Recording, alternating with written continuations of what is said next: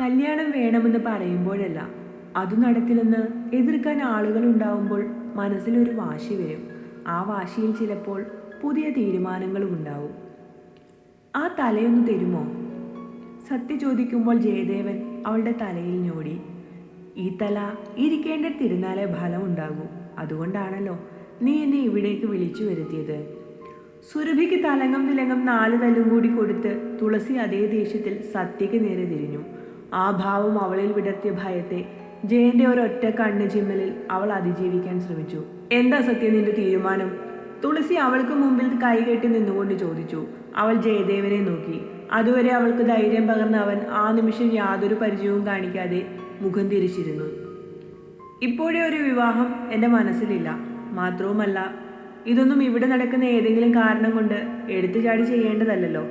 ജീവിതത്തിൽ ഒരിക്കൽ പിഴവ് സംഭവിച്ചു. മുന്നോട്ട് അങ്ങനെ ആവരുതെന്ന് എനിക്ക് നിർബന്ധമുണ്ട്. പക്ഷേ അമ്മയ്ക്ക് വേണ്ടി ഞാൻ അതിന് തയ്യാറാണ്. കാരണം വളർത്തിയ കടപ്പാട് വളരെ വലുതല്ലേ. അതും ചില നിബന്ധനകളോടെ മാത്രം. എല്ലാവരും എന്തെന്ന മട്ടിൽ അവളെ നോക്കി. എൻ്റെ മുറിയിൽ പുറത്തുനിന്നൊരാൾ കയറിയെങ്കിൽ നാളെ ഇവിടുള്ള ഓരോ സ്ത്രീകളുടെയും മുറിയിൽ കയറും. എനിക്ക് ചോദിക്കാനും പറയാനും ആരുമില്ലാത്തത് കൊണ്ടാണ് ഇത്രയും അക്രമം നടന്നത്. നിനക്ക് ചോദിക്കാനും പറയാനും ആരുമില്ലേ? അപ്പോൾ ഞാൻ പിന്നെ നിന്റെ ആരാ? നീ ഇന്നലെ പറഞ്ഞതൊക്കെ കേട്ട് മിണ്ടാതെ ഇരുന്നത് കൊണ്ടാണോ ഇങ്ങനെ സംസാരിക്കുന്നത്? പലവട്ടം ഞാൻ നിന്നെ ഉപദേശിച്ചതല്ലേ. ഒരാളുമായി ബന്ധം തുടരുമ്പോൾ അതിൽ പാലിക്കേണ്ട അതിരുകളും മറ്റൊരാൾ പറഞ്ഞു തന്നിട്ടാണോ മനസ്സിലാക്കേണ്ടത്? തുളസി അവൾക്ക് നേരെ ചീറി. മറ്റൊരാൾ പറയാതെ തന്നെ ഞാനത് മനസ്സിലാക്കണമായിരുന്നു. അതെന്റെ തെറ്റാണ്. ആ കാര്യത്തിൽ ഞാൻ അമ്മയോട് പരാതി പറഞ്ഞിട്ടില്ലല്ലോ. എൻ്റെ വിദ്യാഭ്യാസ കാര്യങ്ങളല്ലേ സംസാരിച്ചത്. എനിക്ക് ചോദിക്കാനും പറയാനും അമ്മയുണ്ടായിരുന്നെങ്കിൽ ഇതൊക്കെ ഇവിടെ നടക്കുമ്പോഴോ നടന്നു കഴിഞ്ഞപ്പോഴോ അമ്മ എന്നെ തിരക്കിയിരുന്നു. സത്യയുടെ ചോദ്യത്തിന് മുന്നിൽ തുളസിയുടെ മുഖം താഴ്ന്നു. ജയദേവൻ പുഞ്ചിരിച്ചു. സത്യ ചോദ്യം ചെയ്യാനും പഠിച്ചിരിക്കുന്നു, അതും മുഖം നോക്കാതെ. അമ്മയ്ക്ക് മുന്നിൽ എന്നേക്കാൾ പ്രാധാന്യമുള്ള പലരും ഇനിയും ഉണ്ടാകും. എല്ലായ്പ്പോഴും എന്നെ മാത്രം ശ്രദ്ധിക്കണമെന്ന് വാശി പിടിക്കാൻ പാടില്ലല്ലോ. അമ്മ ഇതുവരെ എനിക്ക് കൂടുതൽ പ്രാധാന്യം നൽകിയതാണ് ഇവിടെയുള്ളവർക്ക് അമ്മയോടുള്ള അനിഷ്ടം കൂടുവാൻ കാരണം. എന്നെപ്പോലെ ഈ വീട്ടിൽ അമ്മയും ഒറ്റപ്പെട്ടാണ് കഴിയുന്നത്. ആവശ്യമുള്ളപ്പോൾ മാത്രമേ ഞാൻ ഉൾപ്പെടെയുള്ള മക്കൾ അമ്മയെ തേടി വരുന്നുള്ളൂ. സങ്കടപ്പെട്ടിരുന്നപ്പോൾ ജയേട്ടൻ എന്നോട് ചോദിച്ചൊരു ചോദ്യമുണ്ട്. എത്ര വട്ടം നീ അമ്മയോട് അമ്മയ്ക്ക് സുഖമാണോ, വയ്യാഴിക ഒന്നുമില്ലല്ലോ എന്ന് തിരക്കിയിട്ടുണ്ടെന്ന്. സത്യമാണ്, ഞാൻ ഒരിക്കലും ശ്രദ്ധിച്ചിട്ടില്ല. പക്ഷേ അമ്മ ശ്രദ്ധിക്കാറുണ്ട്. എൻ്റെ മുഖമൊന്ന് മാറിയാൽ പോലും. ആദ്യമായി അമ്മയുടെ ശ്രദ്ധ കിട്ടാതെ പോയതിൻ്റെ അനിഷ്ടവും സങ്കടവും ഈ നിമിഷവുമുണ്ട്. പുതിയ മരുമകളായി, പേരക്കുട്ടികളായി അമ്മയ്ക്ക് മുമ്പിൽ പുതിയ മുഖങ്ങൾ വരുമ്പോൾ ഇനിയും എന്നെ മറന്നുപോകും. അതുകൊണ്ട് ഞാനിപ്പോഴേ എല്ലാം ഉൾക്കൊള്ളാൻ പഠിച്ചു. മറ്റൊന്ന്, ഇത്രയുമൊക്കെ ഈ വീട്ടിൽ നടന്നെങ്കിൽ അമ്മയ്ക്കെതിരെ എന്തും ചെയ്യാൻ ഇവർക്കൊക്കെ കഴിയും. പൂട്ടിയിട്ടിരുന്ന അടുക്കളവാതിൽ കടന്ന് ഒരാൾ ഈ വീട്ടിലെ ഒരു മുറിയിൽ കയറി ഇത്രയും കോലാഹലങ്ങൾ ഉണ്ടാക്കിയിട്ട് നിസ്സാരമായി ഇറങ്ങിപ്പോയെങ്കിൽ ഇതിൽ കൂടുതലും നടക്കും. അവനെ രക്ഷപ്പെടാൻ ഇവിടെ ആണിനെ പോലെ ഒരുത്തൻ നിന്നിട്ട് പോലും അനുവദിച്ചു. അപ്പോൾ അങ്ങനെ ഒരാൾ ഇവിടെ ഉണ്ടായിട്ട് ഈ വീടിന് യാതൊരു ഗുണവുമില്ലെന്ന് മനസ്സിലായില്ലേ? അയാൾക്ക് പിന്നെ എന്നെ മോശക്കാരിയാക്കി കാണിക്കാനുള്ള ഉത്സാഹമാണല്ലോ. അല്ലെങ്കിൽ അയാൾ തന്നെ ഉണ്ടാക്കിയെടുത്ത നാടകത്തിൽ പിടിക്കപ്പെടാതെ ഇരിക്കാൻ വീണ്ടും ഒരു നാടകം കാണിച്ചു. ചുരുക്കത്തിൽ വീടിനകത്ത് കയറിയവൻ നിസ്സാരമായി എൻ്റെ നെഞ്ചിലൊരു ആണിയടിച്ചിട്ട് കടന്നു കളഞ്ഞു. കായിക ബലത്തിൻ്റെ പ്രാധാന്യം ഞാൻ ജീവിതത്തിൽ അറിഞ്ഞ ആദ്യത്തെ സംഭവം അതാണ്. അവന് പിന്നാലെ പോയി പിടിച്ചു കെട്ടാൻ പോലും എനിക്കാവില്ലെന്ന സത്യം. അതേപോലെ സത്യമല്ലെങ്കിലും പലരുടെയും മനസ്സിൽ ആ സംഭവം കരട് വീഴ്ത്തിയിട്ടുണ്ടാകും. വീട്ടിൽ നടന്ന സംഭവം ചുറ്റുവട്ടങ്ങളിലേക്ക് എത്താൻ വലിയ താമസമൊന്നുമില്ലല്ലോ. എനിക്കിവിടെ മറ്റാരുടെയും സുരക്ഷയെക്കുറിച്ച് അറിയേണ്ട കാര്യമില്ല. പക്ഷേ അമ്മയുടെ കാര്യം അറിഞ്ഞേ പറ്റൂ. വാശി കാണിച്ചാലും പിണങ്ങിയിരുന്നാലും തുളസി തീർത്തിയില്ലാതെ സത്യം പൂർണ്ണമാകില്ല. മേനോനങ്കിളിനെ അമ്മ വിവാഹം കഴിക്കാൻ തയ്യാറായാൽ അതിനുശേഷം അമ്മ ചൂണ്ടിക്കാണിക്കുന്ന ആളെ ഞാൻ വിവാഹം കഴിക്കും. ഇല്ലെങ്കിൽ ഞാൻ ഈ പടിയിറങ്ങും. അമ്മ വിവാഹത്തിന് സമ്മതിച്ചാൽ ഇപ്പോഴിറങ്ങുന്നത് അന്ന് തിരിച്ചിവിടെ കയറി വരുമെന്ന് ഉറപ്പിലാകും. അതല്ല, അമ്മ സമ്മതിക്കില്ലെങ്കിൽ പിന്നെ ഒരു രാത്രി പോലും സത്യ വാര്യത്ത് വീട്ടിൽ അന്തി ഉറങ്ങില്ല. ഇന്ന് തന്നെ ഞാൻ ഈ വാര്യത്ത് വീടിൻ്റെ പടിയിറങ്ങും. ഒരു നിമിഷം പോലും കൂടുതൽ നിൽക്കാൻ എനിക്കാവില്ല. ഒപ്പം ഇവിടുത്തെ എല്ലാ ബന്ധങ്ങളും വേണ്ടെന്ന് വയ്ക്കും. എൻ്റെ ഭാവിയെ നശിപ്പിക്കുന്ന ഒന്നിനെയും കൂടെ കൂട്ടേണ്ട കാര്യമില്ലല്ലോ.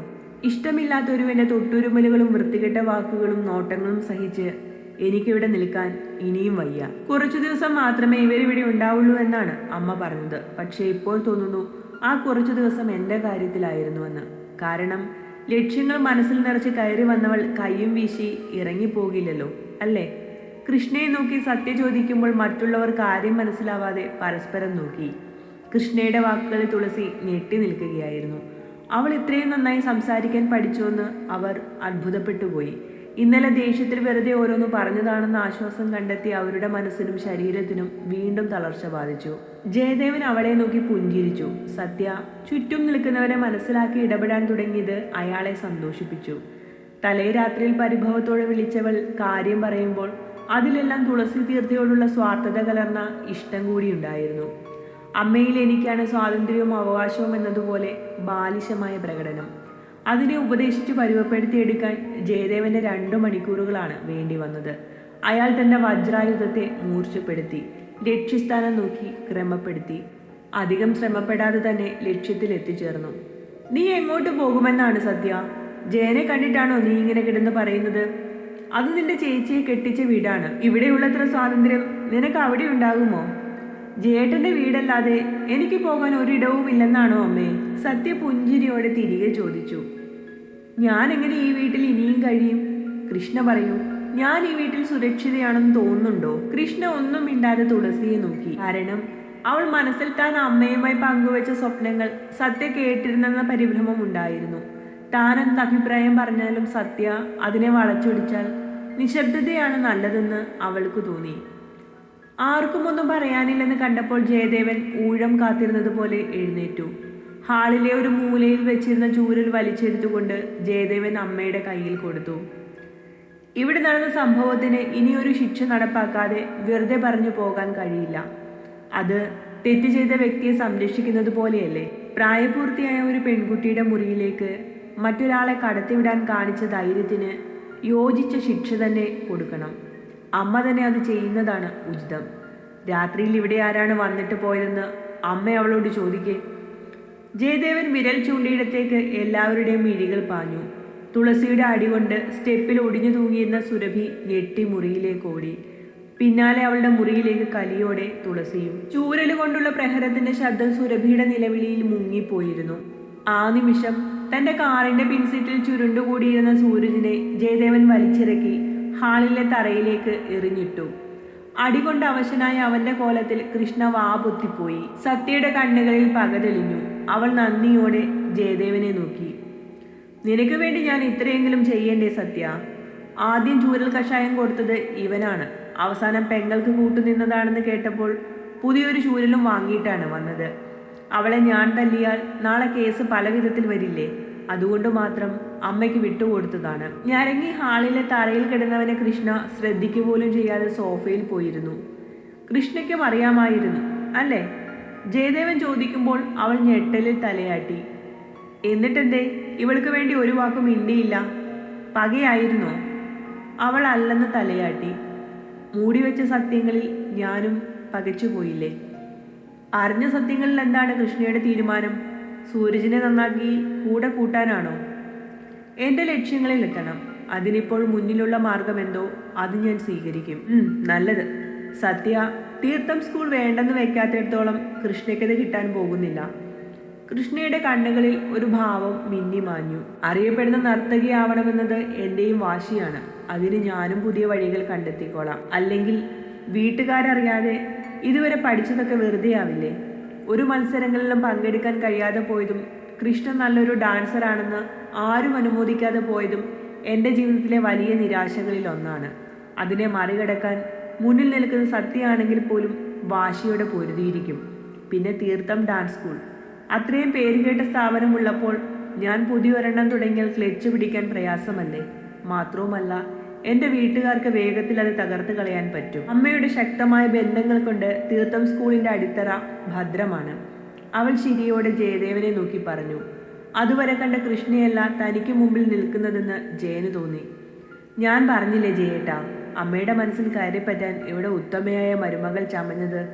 സത്യ ജയന്റെ കാതിൽ കുശുമ്പോടെ പിറുപിറുത്തു. ജയൻ പുഞ്ചിരിച്ചു.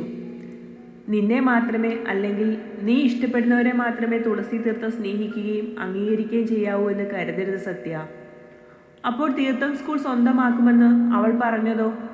അതിനെന്താണ്? കഴിവുണ്ടെങ്കിൽ സ്വന്തമാക്കട്ടെ. ഒന്നുമല്ലെങ്കിലും അവൾക്കത് ഭർത്താവിൻ്റെ അമ്മയുടെ സ്വത്തല്ലേ.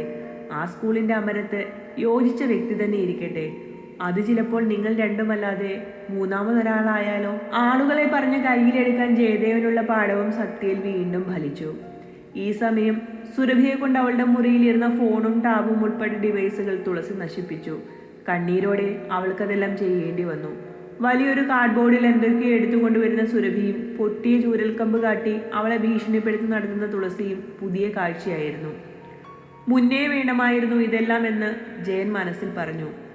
അടിക്കല്ലേ അമ്മേ എന്നുള്ള സുരഭിയുടെ ദയനീയമായ വിളിയിൽ സത്യ പതറി ജയദേവനെ നോക്കി. ഇത്രയും നന്നായി അവൾ ഒരിക്കലും അമ്മയെന്ന വാക്ക് ഉച്ചരിച്ചിട്ടുണ്ടാവില്ല. ജയദേവൻ കളിയായി പറഞ്ഞു നിർത്തി. പോയി എടുക്കാനുള്ളതൊക്കെ എടുത്തോ. അതൊക്കെ എപ്പോഴേ റെഡിയാ. അതിന് നിന്നെ കൂടെ കൂട്ടാമെന്ന് ഞാൻ പറഞ്ഞില്ലല്ലോ. കൂടെ കൂട്ടിയില്ലെങ്കിൽ ഞാൻ എൻ്റെ കുഞ്ഞമ്മയുടെ വീട്ടിലേക്ക് പോകും. ഓ, പെണ്ണിൻ്റെ നാക്കിന് നീളം വെച്ചല്ലോ. എന്താ സാമർഥ്യം. തൽക്കാലം എൻ്റെ കൂടെ വന്നാൽ മതി. അത് കഴിഞ്ഞ് നിനക്ക് ഇഷ്ടമുള്ളിടത്ത് നിൽക്കാം. സത്യ. ജയനൊപ്പം ബാഗുമായി ഇറങ്ങുന്ന സത്യയെ തുളസി പിന്നിൽ നിന്ന് വിളിച്ചു. പോയിട്ട് വരാം.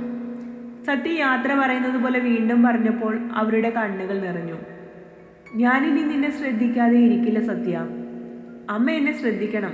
ശ്രദ്ധിക്കാതെ പോയാൽ ഞാനും പിണങ്ങും. പക്ഷേ ഇപ്പോഴെന്നെ തടയരുത്. ഒരാഴ്ച ഞാൻ പ്രതീക്ഷിക്കും അമ്മയുടെ വിളിക്കായി. എന്നിട്ടും വന്നില്ലെങ്കിൽ ഞാൻ കുഞ്ഞമ്മയുടെ വീട്ടിലേക്ക് പോകും. കോളേജിൽ പോയി വരാൻ ദൂരമുണ്ടെന്നറിയാം. അതിന് എന്തേലും വഴി ഞാൻ കണ്ടെത്തിക്കോളാം.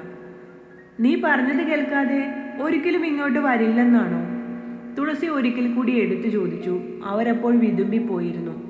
ഇനിയും വാശി കാണിക്കരുതമ്മേ. ഒന്നുമല്ലെങ്കിലും അവൾ എൻ്റെ കൂടെയല്ലേ വരുന്നത്. ഇങ്ങനെയൊക്കെ കാണിക്കുമ്പോൾ അമ്മയൊന്ന് ഇരുത്തി ചിന്തിക്കുക കൂടി വേണം.